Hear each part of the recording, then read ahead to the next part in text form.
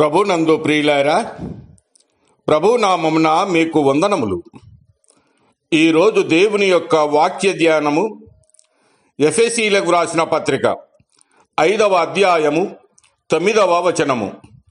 వెలుగు ఫలము సమస్త విధములైన మంచితనము, నీతి, సత్యమను వాటిలో కనబడుచున్నది. దేవుడు ఈ మాటలు దీవించి ఆశీర్వదించునుగాక. గమనించండి ప్రియులారా, వెలుగు ఫలము అనే మంచితనము, నీతి, సత్యమను వాటిలో కనబడుతూ ఉన్నది. మంచితనము అనేక విధములుగా మనము చూడగలం. సామెతల గ్రంథము 3వ అధ్యాయము 3-4 వచనాలు గమనిస్తే, దయను సత్యమును మనము అనుసరించిన ఎడల దేవుని దృష్టి యందు, మనుషుల దృష్టి యందు మంచివారముగా కనబడగలమని సెలవిస్తూ ఉన్నాడు. అనగా మన జీవిత విధానంలో మనము అనుసరించవలసినటువంటి కార్యములను ఆయన తెలియజేస్తూ ఉన్నాడు. ఆత్మానుసారమైన జీవితం సమస్త విధముల మంచితనమని వాక్యము సెలవిస్తూ ఉన్నది. ప్రార్థనా జీవితము మంచిది, అది దేవుని దృష్టికి అనుకూలమైనది. మంచితనము అనేది క్రియాత్మకమైన ప్రేమ. నీతి అంటే దేవుని ఎదుట సరి అయిన గుణశీలాన్ని కలిగి ఉండడమే. మనుషుల ఎదుట సరైన పనులు చేయడమే నీతి.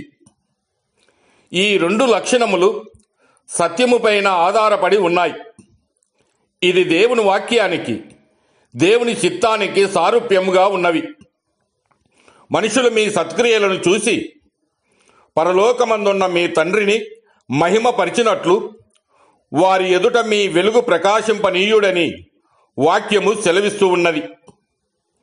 ఎందుకంటే దుష్కార్యము చేయు ప్రతివాడు వెలుగును ద్వేషించును, తన క్రియలు దుష్క్రియలుగా కనబడకుండునట్లుగా వాడు వెలుగునొద్దకు రాడు. వెలుగు పిల్లల వలె నడవడము అంటే దీనిని దాచకుండా దేవుని కన్నుల ఎదుట జీవించడమే. మన మనసుని, మన హృదయాలని ఇతరులు చూడలేరు గనుక వారి నుండి విషయాలను దాచడం సులువే, కానీ ఆయన దృష్టికి కనబడని స్పష్టం ఏదీ లేదు.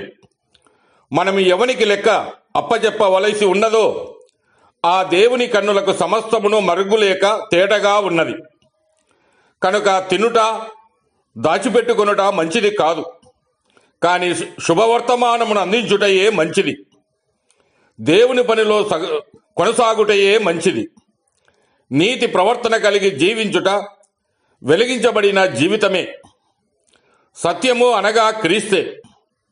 క్రీస్తును పోలి నడుచుకున్నటయే సత్యము. అనగా సత్యమనగా వాక్యమే. వాక్యానుసారముగా మన విశ్వాస జీవితంలో నడుచుకున్నటయే సత్యం.